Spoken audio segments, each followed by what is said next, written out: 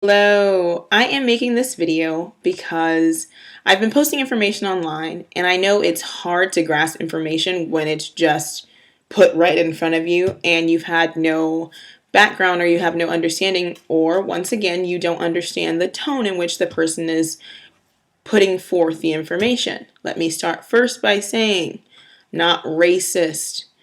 By saying something that's true doesn't make me racist. It makes truth truth. Now, how our brains process that information is not necessarily up to me. It's up to the person who's receiving the information and having an issue or experiencing cognitive dissonance in processing information that might be contrary to what they were commonly held to believe. So, I want to cover something that I think really needs to be covered. First thing, I know when you look at me, you see an African American. I'm not two continents and a color. Doesn't describe me. Doesn't describe anybody for that matter. That's just like saying like a person is an Asian American. Like, where are they from in Asia? Most of them know. You say a European American. Well, where are you from in Europe? Most of them know. But when I say I know where I come from, I'm looked at as crazy, and it's not how we should be responding to truth, especially people who are conscious or walking in Torah or reading the truth. We know we don't omit things just because we don't agree with them. So, laying that down. When I speak of people who are of color, or if I say black, I already explained this, like my shirt's black. There's not that many black people on the planet. So we're talking about people of color who have been named black people because that is what European society has chosen to name us, and we've embraced it. So I want to get right into it. I don't want to start with the preliminaries. I posted a statement saying that the original Hebrews were black. So I say black because whenever you think of black, you think of a particular group of people. I'm talking about those people. When you say African or when you say Nigerian, you're talking about those people. But when you say black, you're thinking about a displaced, ex-slave type of people. Those are the ones I'm talking about. When I say black, I'm talking about Aborigines. When I say black, I'm talking about the original Native Americans. When I say black, I'm talking about the original South Americans. When I say black, I'm talking about the people on the islands who the European society has labeled as black because they looked at the color of their skin and gave them a name. They didn't call them the brown peoples. They didn't call them the tan peoples. They called them black. There's actually an excerpt from Christopher Columbus's journal. And when he saw the Native Americans, when he was coming up to the coastline, he said it looked like the coastline had been scattered with coal. So these are black people like you've chosen to label them. So I'm going to refer to them as that because it puts a particular people in your mind. And those are the people that I'm trying to put in your mind when I'm talking about this. I made a statement that prophecy shows that the original Hebrews, the people who are in our Bibles, are people of color or black people. And I got some weird feedback. Like I was saying something that like I didn't mean to say, or I said it on accident or something. I don't know. I meant to say what I said. And the reason why I say prophecy points to it is because it's in our Torah, which is the first 5 books of the Bible. And everything matches up with Torah, or it's not valid scripture. Anybody who's come to the truth understands that everything in the Bible is valid and it's necessary. When I said these prophecies point to who the children of Israel were, people were like, that can be anybody. I'm like, no, it can't be. No, it can't. And this is why. Saying prophecy does not show who the people are Elohim, who the people of Elohim are, or people of God are. It's like saying the prophecy of the Messiah doesn't matter. It was pivotal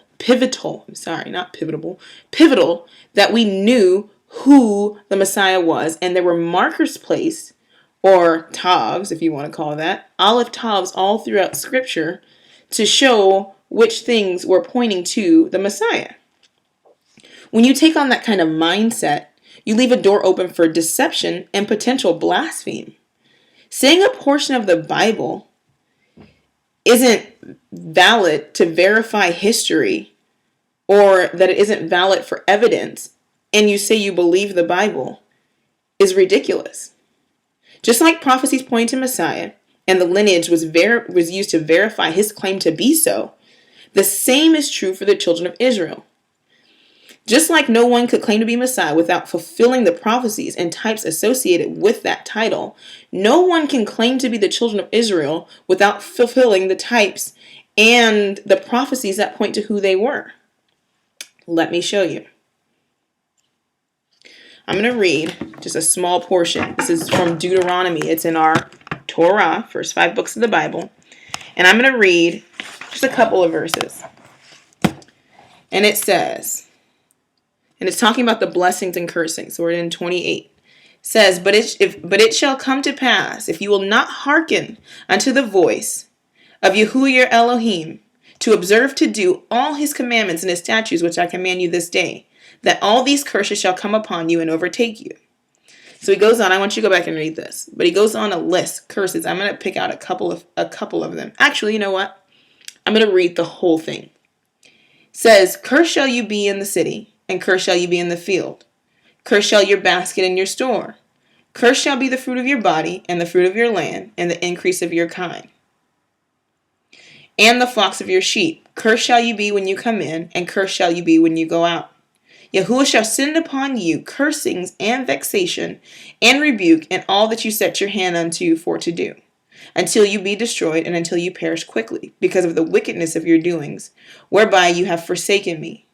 Yahuwah shall make the pestilence cleave unto you until he have consumed you off the land, whether you go to possess it.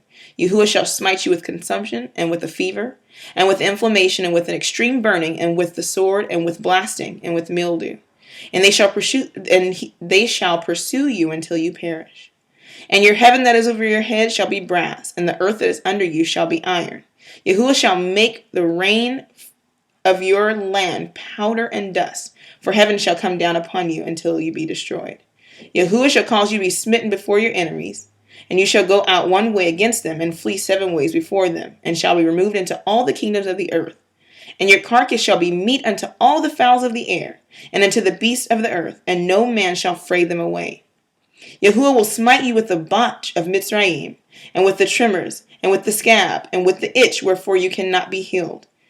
Yahuwah shall smite you with madness and blindness and astonishment of heart, and you shall grope at noonday as the blind gropes in darkness. And you shall not prosper in your ways, and you shall be only oppressed and spoiled evermore. No man shall save you. You shall betroth a woman, and another man shall lie with her. You shall build a house, and you shall not dwell therein. You shall plant a vineyard, and shall not gather the grapes thereof. Your ox shall be slain before your eyes, and you shall not eat thereof. Your ass shall be violently taken from you before your face, and shall not be restored to you. Your sheep shall be given to your enemy, and you shall have no one to rescue them. Your sons and your daughters will be given unto another people, and your eyes shall look and fail with longing for them all day long, and there shall be no might in your hand. I'm going to take a pause. When you read this, is there any person or people that come to mind? As I'm reading this, these are prophecies that are attached to a particular people, because these laws and these commandments were given to a particular people. He chose a particular nation. I'll get to that in a second. As I'm reading this, certain things should be turning in your mind. Has there ever been a people whose daughters and sons have been sold to other people before their eyes and they couldn't do anything about it? And has that perpetuated over and over again? The Bible is cyclical, and these things happen over and over again when these people make these mistakes. It doesn't happen to just anybody. You don't just walk around chastising other people's kids when they do stuff wrong. But when your children do something wrong, you make it a point to chastise them and bring them back to you. This is for his people, and these curses are for their chastisement for throwing away or trampling over or disregarding his Torah. I'm going to keep reading now. The fruit of your land and all your labor shall a nation which you know not eat up, and you shall be only oppressed and crushed always. How can a nation that Israel knows not eat up and oppress them. Okay, so we're going to get into some nations that these people have gone through, and they're going to oppress them. So they don't know who it is yet. We're going to find out. Yahuwah shall smite you in the knees and in the legs with a sore botch that cannot be healed from the sole of your foot unto the top of your head. Yahuwah shall bring you and your king, which you shall set over you, unto a nation whether you nor your forefathers have known, and there you shall serve other Elohim, wood and stone. Okay? And you shall become an astonishment. This is not a good thing, an astonishment. Astonish in how the heck did this happen when these are Yah's people. A proverb, not a proverb like a good thing. No, you're going to be a proverb, meaning people are going to use you as an example and talk about you negatively for this. And a byword like nigger, coon, spook, these things that are not only in America that people of color are called these things. They're called it all over. All these people who carry these curses all over have become bywords. They're oppressed. They're looked down upon. Okay. And it says, but among all the nations, whither Yahuwah shall lead you. All the nations. So it's going to be more than one nation. You shall carry much seed out into the field and gather but little, for the locust shall consume it. You shall plant vineyards and dress them, but shall neither drink the wine nor gather the grapes, for the worm shall eat them. You shall have olive trees throughout all your coasts, but you will not anoint yourselves with the oil, for your olive shall cast its fruit. You shall beget sons and daughters, but you shall not enjoy them. I don't know another people on the planet who have begat sons and daughters, and someone has taken them. If you are not familiar with American slavery, before you argue with me, look it up. If you're not familiar with the slave trade, period, look it up. There's been no other people where you had your children taken from you, and as your breasts were engorged with milk because you just had a baby and it was sold off, you were handed the child of another person to nurse it to health. I don't know another people who that has happened to. Gonna keep reading. For they shall go into captivity. How can babies and sons and daughters go into captivity? I don't see that happening anywhere either. Stay with me. All your trees and fruit of your land shall the locust consume. The stranger that is within them you shall get up above you very high, and you shall come down very low. He shall lend to you, and you shall not lend to him. He shall be the head, and you shall be the tail. Moreover, all these curses shall come upon you, and shall pursue you and overtake you, till you be destroyed, because you hearken not unto the voice of Yahuwah Elohim, to guard his commandments and his statutes which he commanded you. He gave his commandments to a people. The people don't listen to his commandments. All these things are supposed to happen to them. Stay with me. And they shall be upon you. You. It didn't say it should be upon everybody. He's talking to a specific people. As this is being said, it's being spoken to a specific people. He says, and they shall be upon you for a sign and a wonder. Now we know what signs are. The Hebrew word is oath or oat. And it's literally a marker. It's a distinct marker to show something about someone so that they can follow this and know why it's happened. And it should be upon you. Now, if he would have stopped there, I would agree with what everybody has said to me in the past day. But he goes a little bit further. And everybody who is in truth knows that when Yahuwah says something is forever, it means forever. You guys are keeping dietary laws, you're keeping feast days, you're keeping commandments and statutes because he said forever.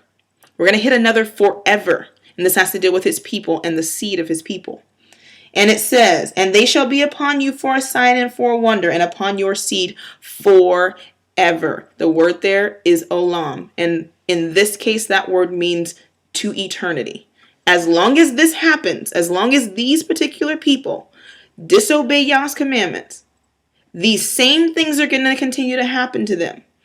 Now, we're going to go a little bit further because there's some future prophecy in here that hasn't happened. We observe, us conscious Hebrews or people with Messianic faith, observe the whole Torah because we know that there's still prophecy in these books that has not yet been fulfilled.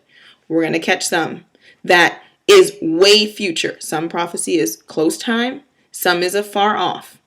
There's some in here that's afar off that has been fulfilled. So, I'm going to show you. Because you serve not Yahuwah Elohim with joyfulness and with gladness of heart for the abundance of all things. Therefore you shall serve your enemies, which Yahuwah shall send against you, in hunger and in thirst and in nakedness, and in all want of all things, and he shall put a yoke of iron upon your neck. Okay.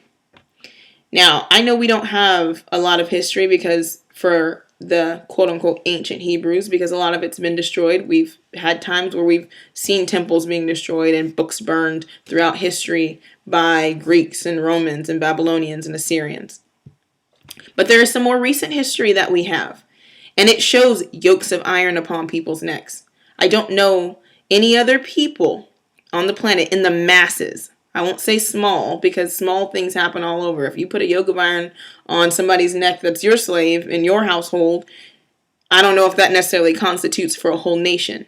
But when a whole nation goes into captivity with shackles and irons, it's something that, as conscious individuals, we should pay attention to. Put a yoke of iron upon your neck until he have destroyed you. Yahuwah shall bring a nation against you from far, from the end of the earth. Now, Israel sits in the middle, pretty much, on one side of the continent. So, Europe in the north is not necessarily the end of the earth. Africa far south is not necessarily from the end of the earth. So, this has to be something that we need to look a little bit deeper into. And it says, as swift as the eagle flies a nation whose tongue you shall not understand. He's going to get to a point, and I'm going to get there. But I need to bring out something. Egyptian is not a nation and a language that they didn't understand. So if he says, I'm sending you back into Egypt, I'm pretty sure they would understand Egyptian because they just spent 400 years in Egypt. I'm pretty sure they spoke Egyptian. So that's not a language that they didn't understand. Abraham was from Ur of the Chaldees. That's Assyrian, Babylonian, Sumerian. So I'm sure fragments of that language would have been around also. They traded. There was other people around. Canaan, they were going to Canaan, which was under Egyptian occupation at the time. That's something you have to do research on. So who is this language that's coming that they're not going to understand? Them or their forefathers. Okay. And it says, a nation of fierce countenance which shall not regard the person of old, nor show favor to the young. And he shall eat the fruit of your cattle and the fruit of your hand until you be destroyed, which also shall not leave you either grain, wine, or oil, or the increase of your kind, or flocks of your sheep, until he have destroyed you. And he shall besiege you in all your gates until your high and fenced walls come down, wherein you trusted, throughout all your land. And he shall besiege you in all your gates throughout all your land, which Yahuwah Elohim has given you. And you shall eat the fruit of your own body, and the flesh of your sons and your daughters, which Yahuwah Elohim has given you in the siege, and in the straitness, wherewith your enemies shall distress you. So that the man that is tender among you, and very delicate, his eye shall be evil toward his brother, and toward the woman of his bosom, and toward the remnant of his children which he shall leave. So that he will not give to any of them of the flesh of his children whom he shall eat, because he has nothing left him in the siege, and in the straitness wherein your enemies shall distress you in all your gates. The tender and delicate woman among you, which would not adventure to set the sole of her foot upon the ground for delicateness and tender, her eye shall be evil toward the man of her bosom, and toward her son, and toward her daughter, and toward her young ones that come out from between her feet, and toward her children which she shall bear, for she shall eat, or a better translation is consume them for want of all things secretly in the siege and straitness wherewith your enemy shall distress you in your gates. If you will not observe to do all the words of this Torah that are written in this sefer or book, that you may fear this glorious and fearful name, Yahuwah Elohim, then Yahuwah will make your plagues wonderful, and the plagues of your seed, even great plagues, and of long continuance, and sore sickness, and of long continuance. He says it twice. Yah doesn't say anything twice on accident. All the distress of Mitzrayim or Egypt, which you are afraid of, they shall cleave unto you, and every sickness and every plague which is not written in the book of this Torah, then will Yahuwah bring upon you until you be destroyed. And you shall be left few in number, whereas you are as the stars of the heaven for multitude, because you would not obey the voice of Yahuwah Elohim. And it shall come to pass, as Yahuwah rejoiced over you to do good and multiply you, so Yahuwah will rejoice over you to destroy you and to bring you to naught. And you shall be plucked from off the land whither you go to possess it. And Yahuwah shall scatter you among all people. People who are scattered among all people are not lost. They're scattered. There's a difference. There's a difference between the people who disappeared or blended and the people that are scattered or sprinkled or spread among all people. Okay, and it says, from one end of the earth even unto the other, and there you shall serve other Elohim, which neither you nor your forefathers have known. And among these nations shall you find no ease, neither shall the sole of your foot have rest. But Yahuwah shall give you there a trembling heart. I don't know any other people on the planet who have had to fear for their lives daily, like the scattered. I'm not just talking about in America. I'm talking about all over. I'm talking about the Dravidian people, the Madagascan people, the remnant that was scattered throughout Africa after the siege of Jerusalem in 70 AD. I'm talking about the people who fled to islands who were spread by a nation that came to their lands to take them off of it. They had been scattered and they had traveled. But then there was another scattering, and we're going to get to this. So we have to read the whole thing. I know it's getting long, but the rest of this is really short. I'm reading this for context.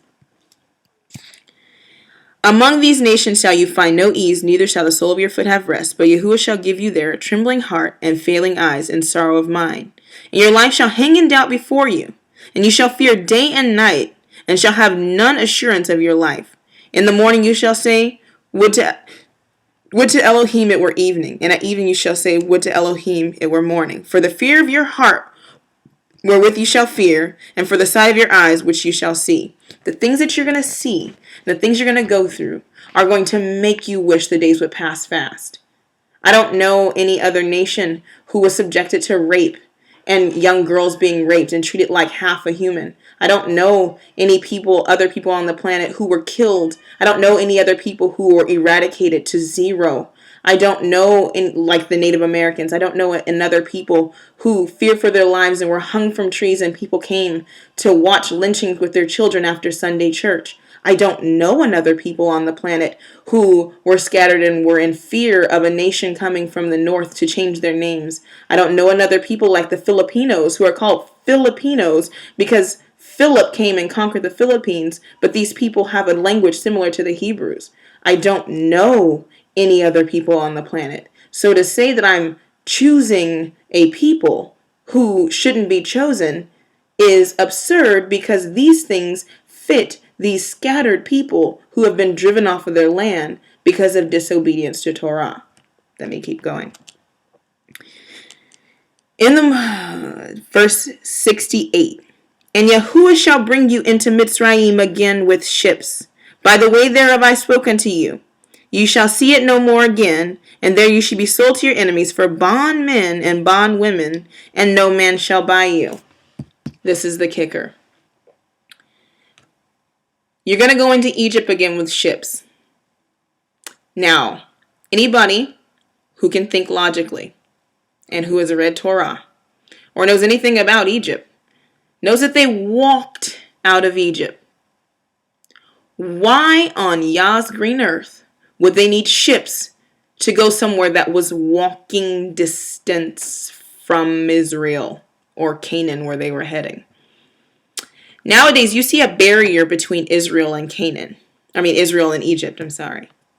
And that barrier is called the Suez Canal. That is a man-made canal, and it was not there. So you're not going to need a boat to go back somewhere that only got there in the 1900s. Why would they be taking ships to Egypt unless Egypt was meant for something else? Egypt is always a reference in the Bible as the place of bondage. Okay? Also, I know Josephus said that the Jews went back and sold themselves into the salt mines in Egypt. Okay? And that nobody would hire them. Josephus didn't see the American slave trade, and he didn't see cargo ships full of people stacked to the brim with shackles around their necks being shipped all over the world. So I'm going to go in Josephus's defense and say that if he had seen that he would have agreed with me in saying that, oh, this actually fits that. Okay? So, ships, people, scattered to the four corners of the earth. Now you kind of get where I'm coming from when I say Yahuwah's people are these black people or these colored people who have been scattered and mingled and spread all over the earth to the four corners. Are these prophecies for anyone, or are they for the children of the Most High? Are the curses for just anyone who doesn't obey Torah, or are they for the people to whom the Torah was given? Let me quote something that Rabbi Shaul Paul says. What advantage hath the Jew, or the Yehudian, or the Hebrew? Because there's no such thing as just a Jew. If you tap on this word, if you have a Bible with the Strongs, it's going to say Yehudi or Yehudim. Jew is mainly somebody who was from Jerusalem or Judah. It's not in reference to all the 12 tribes, because there's 12 of them. Okay? Or what profit is there of circumcision?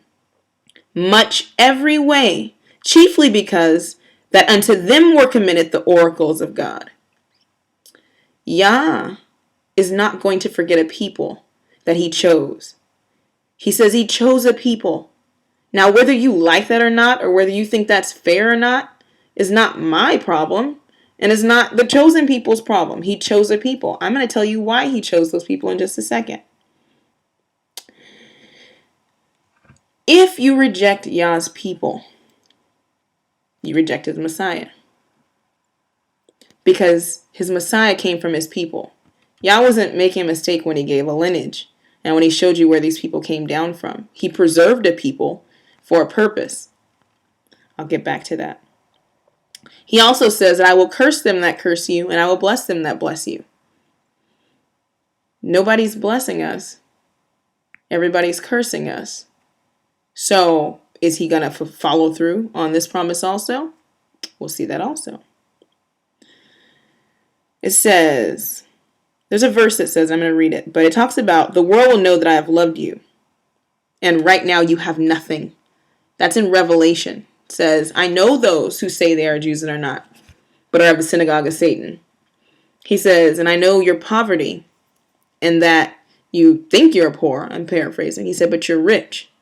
And he says that I'm going to let the whole world know that it's you that I loved. So we're all the way in the Revelation, and you're telling me that I shouldn't be picking out particular people, or I shouldn't be looking for particular people, when Yah has not forgot them, and he's going to make the whole world remember them. Yah literally chose a people. Deuteronomy 7, chapter 7. I'm going to start at verse 7. Yahuwah did not set his love upon you, nor choose you, because you were more in number than any people. For you were the fewest of all people, or the smallest. But because Yahuwah loved you, and because he would keep the oath which he had sworn unto your fathers. Hath Yahuwah brought you out with a mighty hand, and redeemed you out of the house of bondmen, from the hand of Pharaoh king of Egypt, or Mitzrayim? Know therefore that Yahuwah thy Elohim, he is Elohim, the faithful Elohim, which keepeth covenant and mercy with them that love him and keep his commandments to the thousands of generations. He's not forgetting his people. He's not going to forget them. There's one people on the planet. Now, I'm a very, very big stickler that our Elohim, Yahuwah, is a logical Elohim. and that he does things very calculated. If there's one people on the planet that will not or cannot be racist, it would be a person of color. Let me explain this to you, because I know that sounded weird. People, black people that you call them, Hebrews, like I call them, produce the full spectrum of color in their children. I have people in my family who range from dark, dark, dark to white, white, white. I mean, passing for white with blonde hair and blue eyes. We love them all the same because what we understand is color doesn't matter. Color doesn't matter because we see these children come from our womb all the same color. Another example. Isaac had Jacob and Esau. Esau looked different from Jacob. He didn't choose the one and love the one that looked the most similar to him. He actually loved Esau. Our people don't love based upon skin color, naturally. That's not our inclination. So Yahuwah chooses a people, right, who see all colors all the time. We are a speckled bird. Now, to call a person racist, like me, is silly because color doesn't matter to my people. When we thought Yahushua was white, guess what? We praise white Jesus because I didn't care what color my Savior came in. He's my Savior. If he came in white, hey, all white people ain't bad. The Savior was. We were given a white image and we loved him just the same. But on the other hand, when the tables are turned and a people who don't produce the full spectrum of color, and this isn't racist, it's truth. When you're given something that looks contrary to you, you hate it and oppress it. That makes perfectly good sense for the Most High to choose a people who don't have a color issue. We were not giving a color issue until white people made it a color issue. And I'm saying white people because European people of white skin made color an issue. Color doesn't bother us. We love everybody. Color bothers us when you make it an issue towards us. Yah chooses Israel and tells him not to treat the stranger different. And we don't. We accept all people. That's the rule for Torah. Now, I'm not saying everybody did it perfectly. Nobody's perfect. But on the flip side, we were given subpar kingdom entrance. We weren't given equality when we were brought in to the Christian faith or brought into the Messianic faith. We're given an image and saying this is the image and this is who you accept. We didn't fight it. But when I say Yahushua is actually not just Middle Eastern or light tan, but he's actually dark tan, then I am racist. That makes absolutely no sense. This makes no sense. The color issue is not our issue. People in truth want to reject the people of the Most High, but you want to have the blessings that come with the people. In order to be in the family, you got to be in the family. You can't care what color the people are. You can't. But you have to identify who the people are and who the oracles are given to so that you can join up with those people. And if those people are down, you're supposed to help them. I know people who pray for Israel because you think that's Israel. Well, let me tell you, when you look at me, you see Israel. When you look at me, you see Hebrew. Nobody's praying for me. Nobody's praying for my people. See how that's different? But you don't want to because that's not who you want it to be. Sounds a little familiar when you had Messiah come and they didn't want him because he wasn't who they thought he was going to be. Follows biblical thought. Saying that we need to keep Torah and go back to the way of old, but we need to forget about his people, sounds a little strange. Saying that they served a purpose, but now we have Messiah, so we don't need him anymore, sounds a little familiar. Sounds just like the Christian church when they said we have Messiah, we don't have to keep Torah. Saying that you want the Messiah, but you don't want his people, It's just like saying you want the Messiah, but you don't want his Torah. The Torah was given to his people. It's a package deal. You have to take it all. That's why it's hard. It's a hard pill to swallow for a lot of people. Because you don't get to pick and choose which portion you want. You don't get to pick and choose which people you want. We don't get to pick and choose. So nobody gets to pick and choose. You take it all. These are weightier matters, as I've heard it said. It's in Torah. You don't reject his people, because if you reject his people, you reject his Torah. If you reject his Torah, you reject his Messiah. They all go together. It's all for a purpose. To his people were the laws given. Don't boast against the natural branches, because some of them have been caught up and you've been brought in. Because the same thing can happen to you. You don't understand the natural branches. It's okay. You will. But don't reject them just because you don't think that it's important for them to know. If you are all in, be all in. If you're all in for truth, it's all truth. You challenge everything. You don't think this is a challenge for me? You don't think this is a challenge for other people? I was told I was nothing but a slave. I was told slavery made Negro people. Does that make sense? No. People come from somewhere. We didn't just poof, pop on the planet, and then poof, pop off the planet. It makes absolutely no sense. I'm going to read you a verse out of Jeremiah, and I'm done. Jeremiah 31. For thus saith Yahuwah, sing with gladness for Jacob, and shout among the chief of the nations. Publish ye, praise ye, and say, O Yahuwah, save thy people, the remnant of Israel. Behold, I will bring them from the north country, and gather them from the coasts of the earth. And with them the blind and the lame, the woman with the child, and her that travaileth with child together. A great company shall return thither. They shall come with weeping, and with supplication will I lead them. I will cause them to walk by the rivers of water in a straight way, wherein they shall not stumble. For I am a father to Israel, and Ephraim is my firstborn. That's you. See? Israel, Ephraim. We're all in. Hear the word of Yahuwah, O ye nations, and declare it to the isles afar off. When I'm telling you who I am, I'm declaring it to the isles afar off, and I'm telling you that he that scattereth Israel will gather him and keep him as a shepherd doth his flock. He has not forgot his people. We have been scattered, not forgotten. Just because you don't know, or you don't want to accept that you may be his people, or that you're grafted into these people, it's not our fault. He has not forgot about us.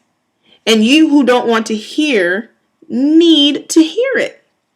He said to declare it to the isles that he is going to gather his people and keep them. He didn't say gather them and then when the Messiah comes they're not of any effect. No, we're important forever. The curses follow us forever so that there'll be a sign on us forever. So that when you forget, or when I forget, or when people cause us to forget, they will remember. I'm going to plug in something that you might need to look up. If you go onto a website called Transatlantic Slave Trade, people didn't forget. I'm going to tell you something that's not racist. It's truth. White people don't buy anything and not know where it comes from. It's not their nature. They do things the way they do them for a reason. When they were ready to build a nation, they got the best nation builders. They knew where they were, and they got them. And they changed their names. And they wouldn't let them read. And they wouldn't let them read the Bible. So stop saying the Bible's a white man's book. They don't want you to read the Bible. You get your eyes put out for reading. And then when you could read, they hand you a commentary along with it to keep you blinded. But that's a whole nother topic. What they're starting to find now is slave receipts with people's names on them, which means they can talk. They weren't just monkeys walking around. They knew their names and they knew how to communicate. And if you look up and you just type in Yah and search, it'll show you all the people who got on these ships whose names had Yah in it. It was a part of the custom to put the name of Elohim in the name of his children. If you type El, you'll find all the names of the people who had El attached to them. These were not just any people. They were our people. And they were scattered and being gathered because we have disobeyed and got away from the commandments of the Most High. I don't know any other people who have their names written down on slave receipts, who got on ships, and a prophecy that matches it.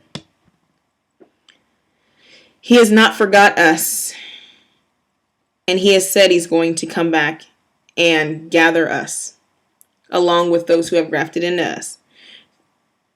The truth of the matter is, he's not coming back for just any people. He's coming back for Israel. There's no replacement theology. There's no, we've replaced the Jews, we've replaced the Hebrews, the Christian churches replaced the Hebrews. There's only one people. There's only been one people. You join up with these people who have been chastised and who may not be people you like and who may be people who are despised, but they're his people. And they carry his oracles and they carry his name and his love, and he put his commandments for those people to be a light to the world. We're waking up and we have the light and we're using it. Don't be upset with us that we have the light or that it was given to us, because the good news of the gospel is that the whole world, all the nations, including the Gentile nations and the heathen nations, will hear the wonderful news of Messiah and be grafted into the children of Israel. How you get in doesn't matter. Just be glad that you got in. That is good news. But don't be mad that the people who he originally chose, he's not going to forsake them. Be happy, because if he forsakes them, you don't have a family to be in. So, to the 12 tribes worldwide who are scattered abroad, I see you waking up, and I have not forgotten you. And I am going to keep reminding people that you are not forgotten. There are 144,000 people, preachers, males, who are going to come from all 12 tribes, not lost, scattered. And they're going to wake up and preach the gospel. And they're going to tell people all over about the wonderful news of HaMashiach and his return. And so, as you wake up, I just want you to know that we're standing right behind you. And anybody who's grafted in and who understands this truth is standing right behind you. Shalom.